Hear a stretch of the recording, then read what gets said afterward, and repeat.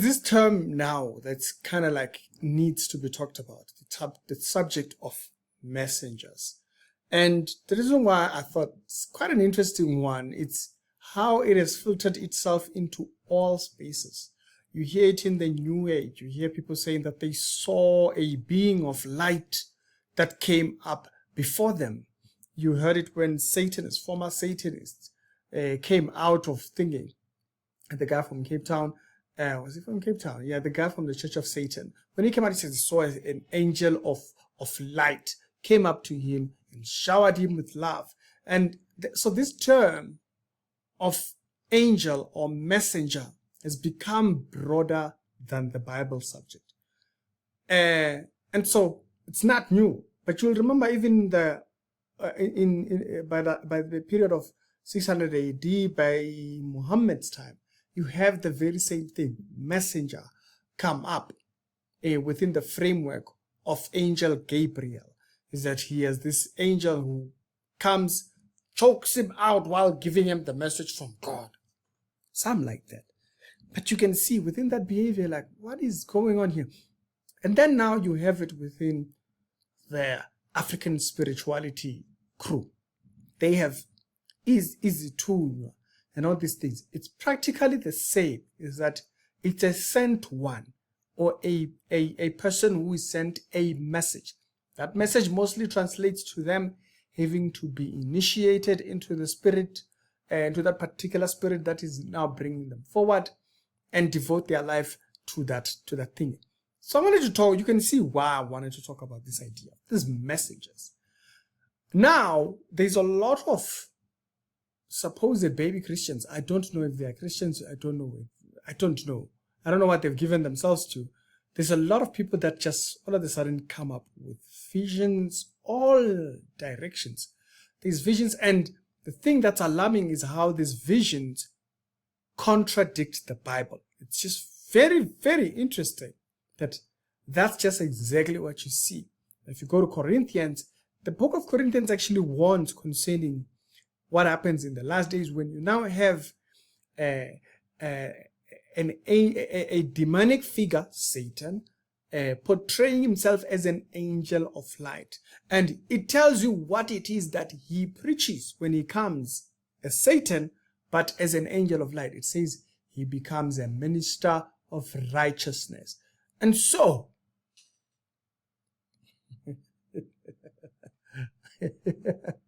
I thought that was quite an interesting one. Because if you could have thought, if he's a minister of righteousness, isn't he a biblical spirit? Isn't he an angel? Could it be an angel that you sent? You have to really watch doctrine. That's why he says watch over your doctrine, because it will save both you and those that hear you. But nowadays, we just prefer hearing spirit, whatever, and then walk with it. I'll quote you the verse, this particular first verse that I want to go to before we talk further concerning this entire thing. It's 2 Corinthians chapter number 11, verse number 13, up until 15. This is what it says. It says, for such are false apostles, these individuals. Remember, he's pointing to this idea of them being formulating ideas or doctrines, basically. They apostles. It's kind of like the foundation of what the church is based on. The apostles' doctrine, right? So these ones, they are false apostles they bring up strange doctrine. Deceitful workers. Deceitful workers. You'll hear people like Celeste make references of things that they see in movies, and they make it sound like it's something that they saw from God. She's a deceitful worker, transforming themselves into an apostle of Christ. So they are originating this doctrine, but they are disguised. Now listen to what it says further. And it is no marvel. So if we now know that there is this falsehood that mimic themselves into thinking, he says it is not a marvel, for Satan himself transformed into an angel of light. So meaning you will see them and you will think, wow, biblical. And the ones that quote the Bible become the enemies, and these people become legit. It says they become the thing, and it says there is no greater thing if his ministers also be transformed into ministers of what? Ministers of righteousness. Meaning they will preach, get it right, do right, do right. It's not a marvel. Why? Messenger. That's the thing. Messenger. So because a person said something that is right does not mean they are sent by God. This subject must be very clear. Because you saw a being, a messenger, it doesn't mean it's a messenger of God. Now, I want to go a little bit into it, but give me a second here. I want to lay ground first, and then we go into it. It says, it is no wonder when these particular messengers are transformed themselves into a messengers of righteousness, whose end is according to their works. Notice, he says, izenzo zabo. That's their end. So, what is their work? Their work is destruction. You will notice how they are obsessed with destruction. Whether it be from Ubungoma, whatnot, they are obsessed with destruction. And that's their work. Their work is destructive, and that is their end. Umsebenzi wabo, it's darkness. Constantly, supposing deliverance, supposing to getting you out of darkness, supposing to get you out of evil, supposing to breaking the chains, supposing to break your family from what. You see, that's their work. Their work, it's not the gospel. Their work is not salvation. Their work is not the ministry of Christ's death. They will mention it. They will mention it. But look at the framework of everything that they do. It's people vomiting, going around. Their whole preaching, someone is trying to do you evil. Someone is trying to do you with this. Someone is trying to do you that. Their work is distraction. Do you get me? Their work is distraction. So this is why he says, therefore, there is no greater marvel that his messengers are transformed themselves to the messengers of righteousness. So they feel, this whole correction thing that they figure that they are doing, right? He says, whose end is according to their works. Now you get what I mean. Their work is destruction. They are casting out Beelzebub by Beelzebub. Their churches are never pure. It's always gappering there. In these churches, they're always gappering. There's always vomit and what and all these kind of things. And so the messenger of that house, okay? So remember, most of these people, they say, no, they saw the Spirit. He appeared, an angel came to them. They suppose it's Jesus. But when you listen to the Jesus, it does not conform to what you see in the Bible. It does not conform. He's different. Salvation is not only attained by the work on the cross. They have to have something added or something as a background, They have something else to offer. Why? Imsebenzi yabo is from destruction. And so if you go back here, okay? If you go back and you kind of like background this whole thing, this whole topic about messengers that I'm talking about, you see it with people who are coming out and they say they had a vision, God told them this, and the thing that they go on to say is destruction. Or you put this on, you're going to hell. Destruction. Their message is destruction. That's their end. That's their end. You have Isangoma. This being comes up. They come, they tell them to be initiated. They tell them to do all these things so that it will save their last generation. And then yet, their next generation still becomes Sangomas just like them. I thought you were supposed to end it. No, it's not about that. It's getting you to work umsebenzi, which is your distraction. This work, that's your distraction. And where do we pick it up from? Let's go back to the book of Luke. You'll remember in the book of Luke, when you see the story of Lazarus and the rich man makes a request. Okay? The rich man makes a request. And you'll remember what was the rich man's request. Okay? In the book of Luke, chapter number 16, verse number 19 up until 31, the rich man asked, "Can you please send me back to go and tell my brother so that they don't come here?" What was he asking to become? He was asking to become a messenger. He was asking to become a messenger. Not all messengers, because they say it's a messenger, it must be from God. Nope, you got it wrong. And he was told there's a big chasm. You are not capable of doing that. And so right there you see Ubungoma has been dealt with.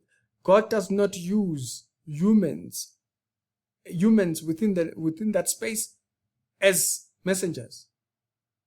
You dead? He doesn't have to use you as a messenger. Why? Because it is clear they have Moses and the prophets, let them hear them. And so the idea that God sent a dead person to you, contrary. So that's how you know which lesos tunywa, that's tunywa that you are dealing with. It's not from God. The tunywa cannot be from God. Why can this tunywa not be from God? Because there's a big chasm, according to Luke chapter number 16, that restricts dead people from coming back to communicate messages. God uses angels. Throughout the Bible, he uses angels to communicate. What changed? Now it must change because it's you.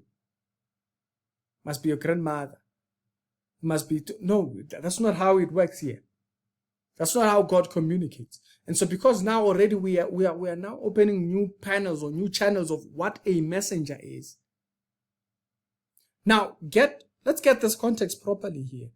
In the Bible, there are human messengers, but it's in this life. Human messengers are in this life, not in the next life. And where do you see it? You see it in this particular Hebrew word, Malak. The word Malak as an M-A-L-A-C-H. Malak.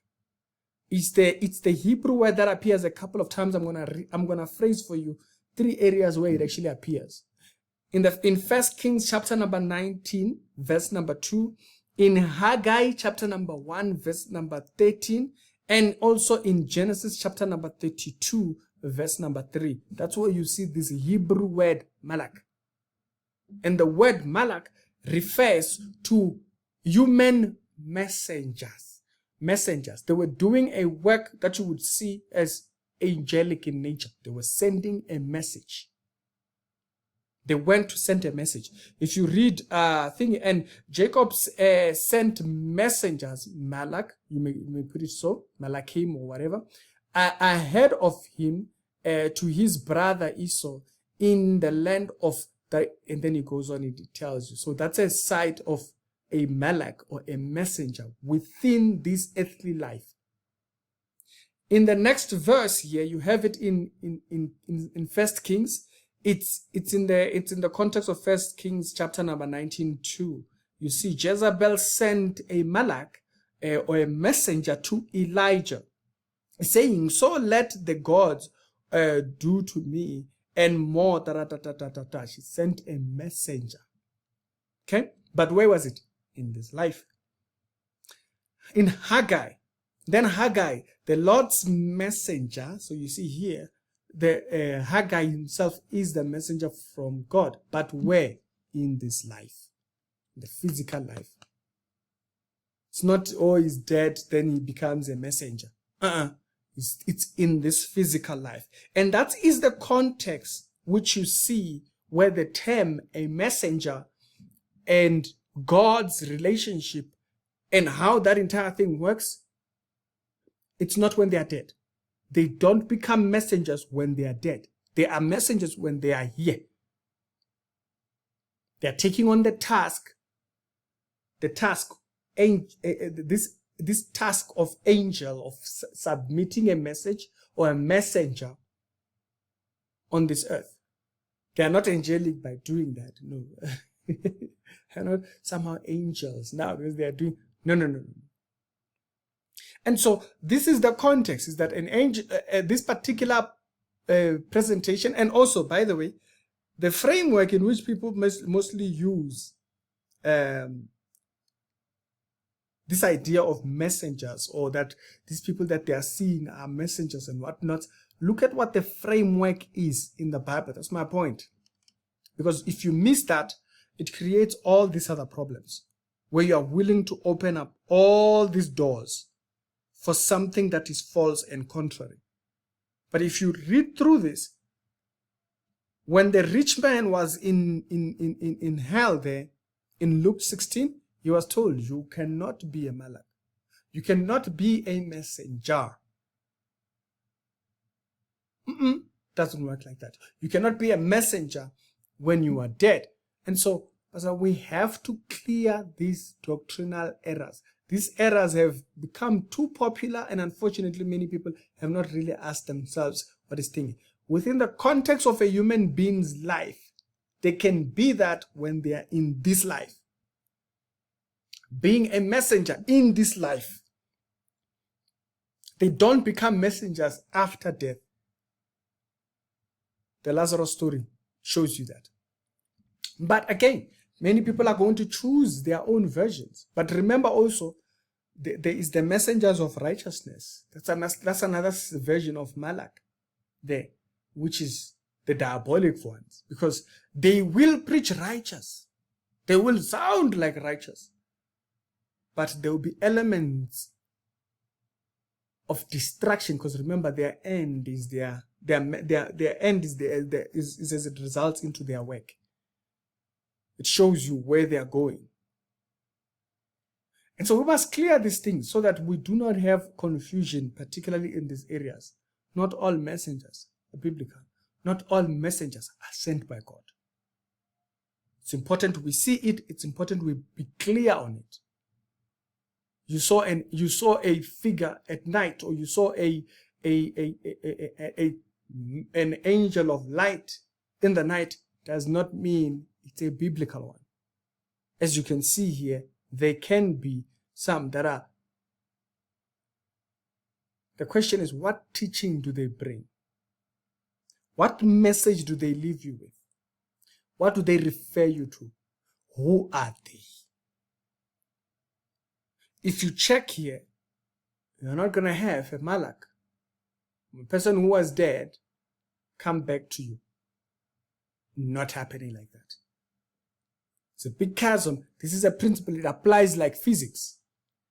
God is not allowing them to do messengers' work. The references that I gave you, I gave 3 references where the Malaks were people within this physical life. Let's be careful of the teaching and who they describe themselves as, because if you are not careful of the teaching and who they are, you may step into destructive teaching.